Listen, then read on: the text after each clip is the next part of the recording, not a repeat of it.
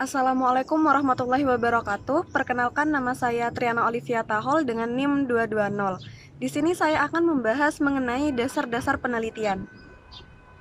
Yang pertama ada definisi penelitian.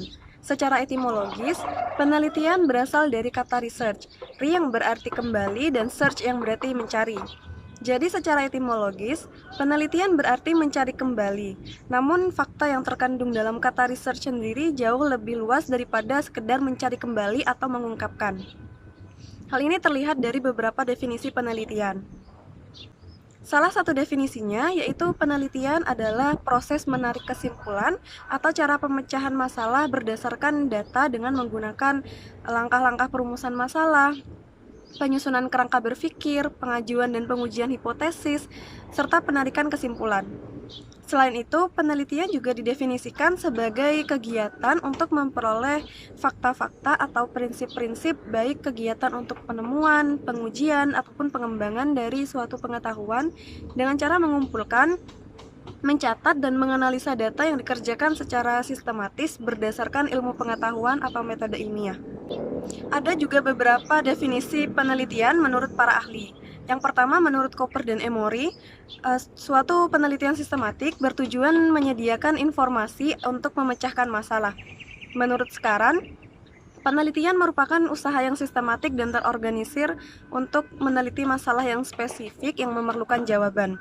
Sedangkan menurut Widodo Jipuji Haharjo, penelitian merupakan suatu proses pendekatan atau approach dengan pembuktian ilmiah untuk mendapatkan informasi baru atau memperdalam ilmu. Dari beberapa definisi yang telah dijelaskan sebelumnya, maka dapat disimpulkan bahwa penelitian atau riset adalah upaya mendapatkan pengetahuan berbasis masalah yang dilakukan secara sistematik dan terorganisir serta mengikuti metode ilmiah. Metode ilmiah adalah suatu prosedur atau cara mengetahui sesuatu yang mempunyai langkah-langkah yang sistematis. Metode ilmiah memiliki arti pendekatan logis, objektif, dan sistematik dalam menyelidiki fenomena atau menyelesaikan suatu masalah. Logis berarti pelaksanaannya harus rasional, yaitu dapat diterima akal sehat, berlandaskan teori-teori dan konsep-konsep yang sudah ada.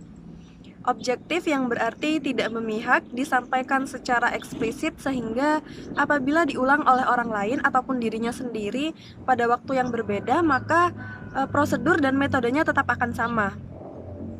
Yang terakhir ada sistematik yang berarti runtun atau urut mulai dari awal hingga akhir, sesuai dengan prosedur dan metode yang telah ditetapkan dan dipilih. Selanjutnya ada tujuan penelitian. Penelitian memiliki beberapa tujuan, yaitu menemukan fakta, prinsip, atau produk yang baru dari suatu pengetahuan atau biasa disebut eksploratif. Menguji kebenaran atas fakta, prinsip, atau produk dari suatu pengetahuan yang sudah ada, atau biasa disebut verifikatif, dan mengembangkan fakta, prinsip, atau produk dari suatu pengetahuan yang sudah ada atau biasa dikenal dengan development. Tujuan penelitian menurut Skaran merupakan suatu usaha yang sistematis dan terorganisir untuk menyelidiki masalah tertentu yang memerlukan jawaban. Penelitian merupakan refleksi dari proaktif manusia untuk meningkatkan pengetahuannya, serta dorongan manusia untuk menjawab pertanyaan dan memecahkan masalah. Berikutnya ada macam-macam penelitian. Yang pertama, penelitian berdasarkan tujuan. Terdapat 3 macam penelitian, yaitu penelitian eksploratif, verifikatif, dan development.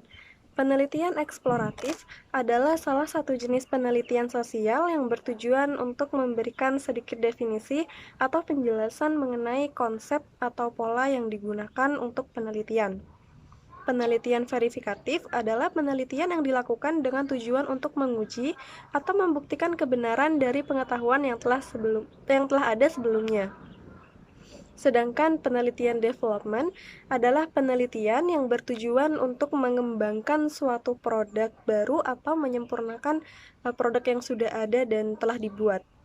Yang kedua, penelitian berdasarkan proses, yaitu penelitian dokumenter dan eksperimen. Penelitian dokumenter adalah penelitian yang menggunakan teknik pengumpulan data dan informasi melalui pencarian dan penemuan bukti-bukti. Sedangkan penelitian eksperimen adalah penelitian yang dilakukan dengan pendekatan saintifik dengan menggunakan dua set variabel yang dilakukan untuk mengecek atau menyalahkan hipotesis atau mengenali hubungan sebab akibat antara gejala. Yang ketiga, penelitian berdasarkan taraf kesimpulan. Penelitian ini dibagi menjadi dua, yaitu penelitian deskriptif dan penelitian analitis, di mana penelitian deskriptif merupakan penelitian yang berusaha mendeskripsikan suatu gejala, peristiwa, dan kejadian yang terjadi pada saat sekarang, di mana peneliti berusaha memotret peristiwa dan kejadian yang menjadi pusat perhatian untuk kemudian digambarkan sebagaimana adanya. Sedangkan penelitian analitis adalah suatu penelitian dengan jalan mendeskripsikan, mengkaji, dan menganalisis beberapa dokumen, kemudian dikomparasikan untuk mengetahui sisi persamaan dan perbedaan keduanya. Yang keempat, penelitian berdasarkan tempat. Terdapat 3 macam penelitian, yaitu penelitian laboratorium, kepustakaan, dan penelitian lapangan. Penelitian laboratorium adalah penelitian yang dilaksanakan pada tempat tertentu seperti laboratorium dan biasanya bersifat eksperimen atau percobaan. Penelitian kepustakaan adalah penelitian yang dilaksanakan dengan menggunakan literatur kepustakaan, baik berupa buku catatan maupun laporan hasil penelitian dari penelitian terdahulu.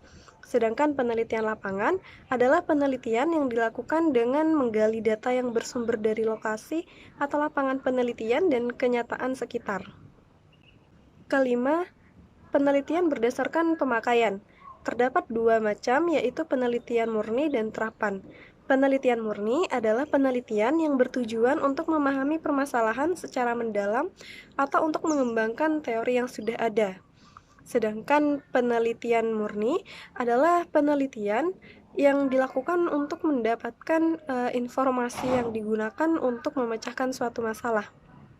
Yang terakhir, penelitian berdasarkan metode pendekatan, yaitu penelitian kuantitatif dan kualitatif. Penelitian kuantitatif adalah bagian dari serangkaian investigasi sistematika terhadap fenomena dengan mengumpulkan data untuk kemudian diukur dengan teknik statistik, matematika, atau komputasi.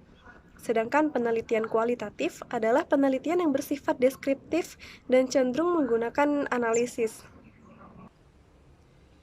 Selanjutnya ada kebutuhan dasar peneliti yang bersifat teknis.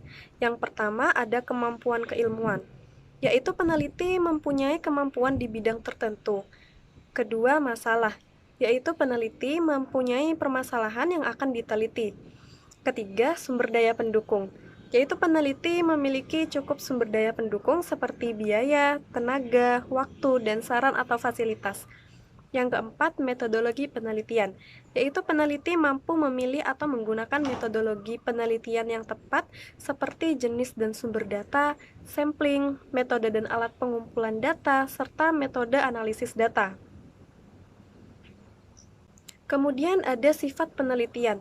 Ada beberapa sifat penelitian, diantaranya yaitu penelitian harus berkisar di masalah yang ingin dipecahkan, penelitian harus mendukung unsur orisinilitas, harus didasarkan pada pandangan ingin tahu, harus berdasarkan pada asumsi bahwa suatu fenomena memiliki hukum, untuk menemukan generalitas, studi tentang sebab akibat, menggunakan pengukuran yang akurat, dan yang terakhir menggunakan teknik yang secara sadar diketahui.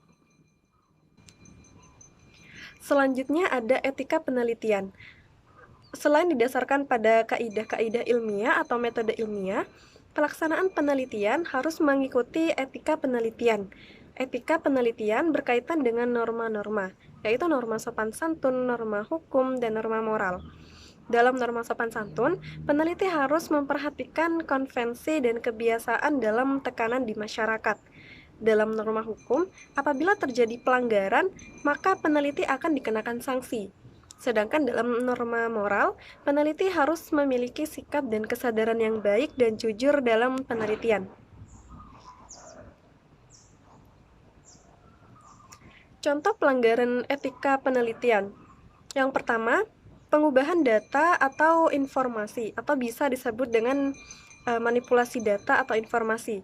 Kemudian penyalahgunaan data atau informasi, pengakuan dan penggunaan data atau informasi tanpa izin, tidak merahasiakan sumber data yang semestinya dirahasiakan, tidak menghormati responden, menjebak hasil penelitian orang lain tanpa izin atau plagiat, dan yang terakhir tidak menyusun laporan hasil penelitian. Selanjutnya ada kriteria seorang peneliti. Ada 5 kriteria yang harus dimiliki oleh seorang peneliti, yaitu kompeten, objektif, jujur, faktual, dan terbuka.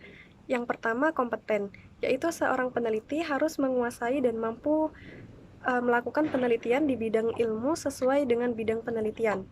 Yang kedua, objektif, yaitu peneliti tidak mencampur adukan pendapat sendiri dengan kenyataan. Yang ketiga, jujur. Seorang peneliti tidak memaksakan unsur subjektivitas ke dalam fakta. Yang kelima, terbuka, yaitu bersedia menerima masukan dari orang lain dan bersedia diuji kebenaran hasil penelitiannya oleh orang lain. Sekian penjelasan dari saya. Terima kasih atas perhatiannya dan semoga apa yang saya sampaikan dapat bermanfaat. Kurang lebihnya saya mohon maaf. Wassalamualaikum warahmatullahi wabarakatuh.